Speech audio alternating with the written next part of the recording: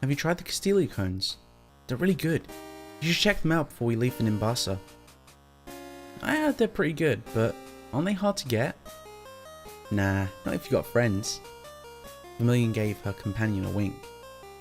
It was their third and final day in Castelia City, and Claire still hadn't tried a Casteliacone. To be honest, she wasn't too thrilled at the prospect of travelling to Unova with Vermilion. Although they were friends, they weren't exactly birds of a feather. To have a friend at home see her with such a person, she shuddered inwardly at the thought. What do you mean by friends? Let's just say you can get them in places other than those street-side stands, she said somewhat elusively.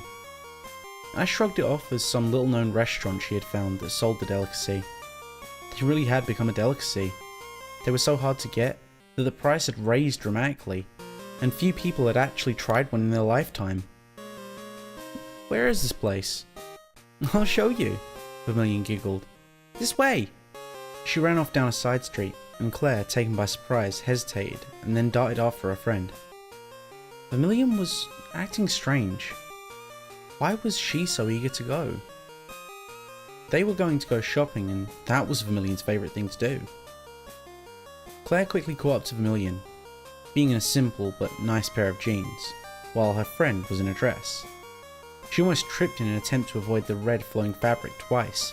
Cursing quietly, she managed to stay behind her friend, although at a somewhat uncomfortable pace. The grime-covered windows whizzed past them, and the tall skyscrapers gave way to tiny shops, with a narrow gap in between them that could hardly be called an alleyway. Rusty dumpsters flew in and out of sight, and Claire got a glimpse of eyes from within them every once in a while. How much further? Vermilion replied with what Claire saw as a somewhat demented grin. Not long. Not long, she sang in a sickly sweet voice. Vermilion suddenly screeched to a halt, and Claire almost slammed into her. An old screen door greeted them, which led into an old dilapidated building. Is this a place? With a nod, Vermilion stepped in. Inside was a bit fancier than the outside, although there were a few shady looking characters within the building. It was surprisingly packed for such a small and out-of-the-way restaurant, with at least 10 customers crowding into the small space. Vermilion slid over the counter and greeted the man behind it. Ah, Vermilion, long time no see, he said. He wore that same grin that Vermilion wore, and Claire was starting to get creeped out. Ah, and I see you brought a friend. What brings you here? The Casteliacones? Something about the way he said Casteliacones was extremely disturbing. Oh yes, of course I did. Well, why don't you let us give you 2 of them on the house, for the sake of an old friendship, he said with a wink. No thanks. I need to step outside for a moment, stammered Claire. No, I insist. Here. The man handed her an ice cream cone. Well, this might be her only chance.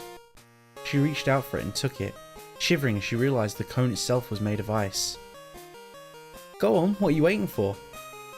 She slowly sunk her teeth into the soft treat, her eyes widening. It was amazing, but as she did so, she heard a high-pitched squeal and looked at her Casteliacone, her beautiful, delicious... The Casteliacone had a face. With a scream, she dropped the vanillite, and its fragile body shattered on the tile floor. Another squeal sounded, but this time it was cut off abruptly. Claire didn't care. Was this why Vermilion was grinning so sadistically? How could her friend do such a thing? She ran out of the door in an attempt to escape the horror and shock she just experienced, her boots thundering across cracked pavement. She finally made it out of the alleyway, losing herself in a crowd of people. She didn't dare stop running until she had returned back to her hotel room, locked the door, and grabbed her phone.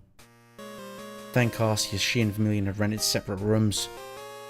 She punched in her parents' number and pressed the phone to the side of her head. Closing her eyes and quietly pleading for them to answer, she hugged her knees to her chest. They didn't answer. Frantic, she tried again. Still, she was met with their voicemail. The same thing happened with her brother, her closest friends, and even the police in the hotel itself. She figured that she would have to do things herself and ran to the door. It was jammed. In a frenzy, she began looking for something to help her open it. She dug around in the plain wooden desk for something to pry open with. When she turned around, she found herself staring into a pair of red-orange eyes, set in face with a sadistic grin spread across it. "Want another Casteliacone?" asked Vermilion. The scream ran throughout the hotel.